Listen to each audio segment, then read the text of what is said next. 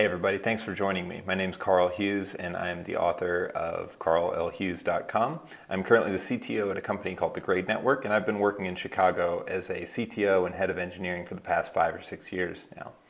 Today I'm going to be talking about the many roles that a startup CTO will play. So as I've learned more about what it means to be a CTO, talk to more people sitting in the CTO position at companies here in Chicago as well as elsewhere in the United States and around the world really, I've realized that the job is much different at a small startup than it is at a larger company.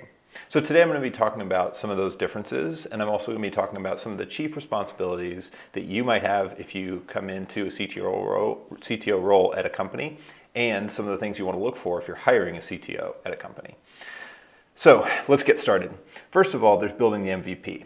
A lot of the times when you're a non-technical startup founder, the thing that you think a CTO does is basically build the whole MVP or product. And this may or may not be true depending on the CTO's background and their abilities. Larger company CTOs are typically not super hands-on anymore. But at a startup, you're probably going to have to be, at least for the first couple of years. Likely when there's less than 10, 20, or 30 people, everybody on the engineering and tech team is going to be coding, including the CTO. Next, the CTO is responsible for hiring engineers, IT professionals, data scientists, and anyone in the technical, sometimes even the product realm of the business. This means you've got to be able to get out there in front of the community and attract talent. You've got to be able to set up an interview process and an onboarding process. There's a lot that goes into hiring. And to be honest, when I'm hiring, I spend well over 50% of my time on it. Next, you've got to figure out a company-wide security policy, rules, and training. Don't underestimate how complex this can be.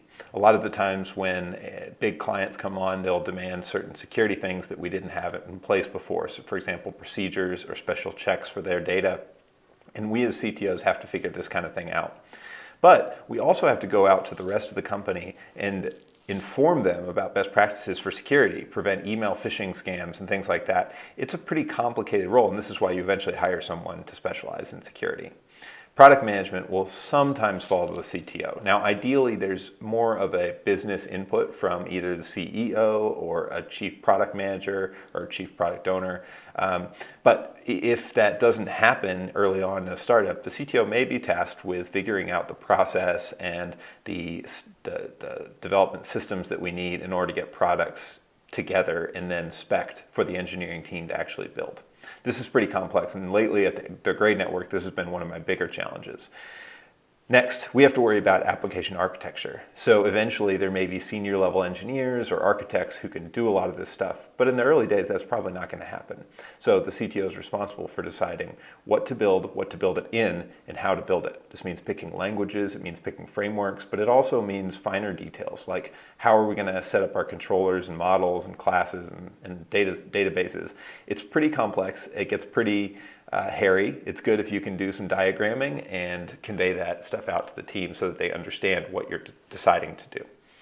Next, we have to decide how to triage and deal with bugs. This isn't anyone's favorite job, but it's the reality of working in a startup. Things aren't going to be perfect. So when you release a bug, inevitably, what you have to do is figure out, is it important enough to bring to the top of the queue, or can this wait until the next sprint or next time that we have planned to clear out bugs?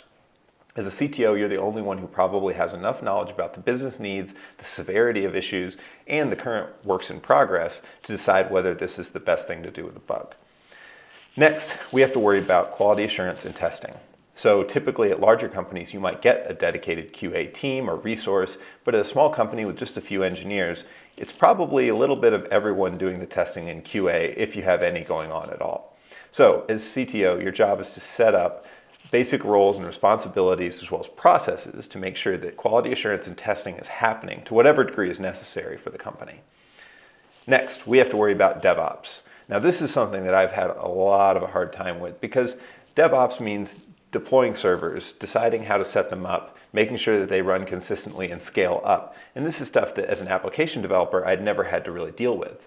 But we don't get to hire a dedicated DevOps person when we just have a few engineers because they're very expensive and they're very specialized knowledge that we don't really need full time. So as CTO, often you're going to come up with the best DevOps solutions you can. 9, data science and machine learning have gotten to be huge areas of improvement for startups. And lately we're seeing more and more startups that have decided that they're going to pursue some level of machine learning, AI, data science in their day-to-day operations. And I think that's great. But what it means is more CTOs have to be competent in these terms and at least know the basics of data collection and ingestion so they can pass off more of the complex work to data scientists.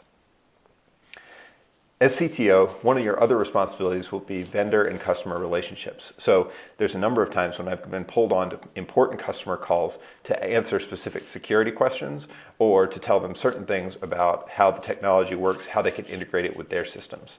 This is something that no one else in the company is probably positioned to do as well as you are as CTO.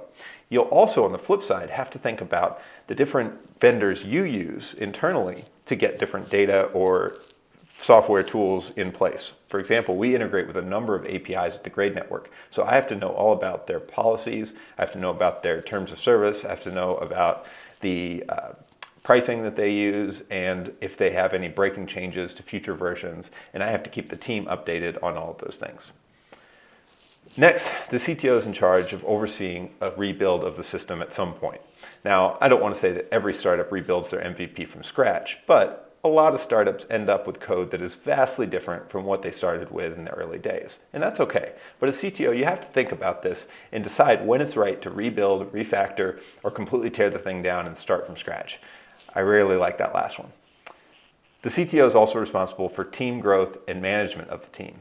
This means setting up things like one-on-ones with people on a regular basis. It means monitoring everyone's satisfaction. It means making sure that the team feels like their needs are fulfilled, setting up career ladders, all sorts of stuff that goes into this. Now, usually this doesn't really take effect until the team gets large enough, maybe 10, 20 people, that you've got a couple teams going and things are getting to a point of scale where you need middle managers. But even in the early days, you have to think about what your employees want to do and what their aspirations are.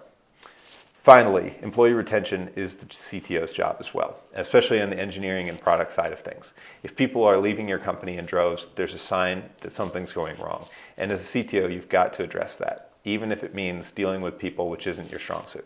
So those are some of the highlights, some of the things that I think about when thinking about what makes a good CTO at a startup.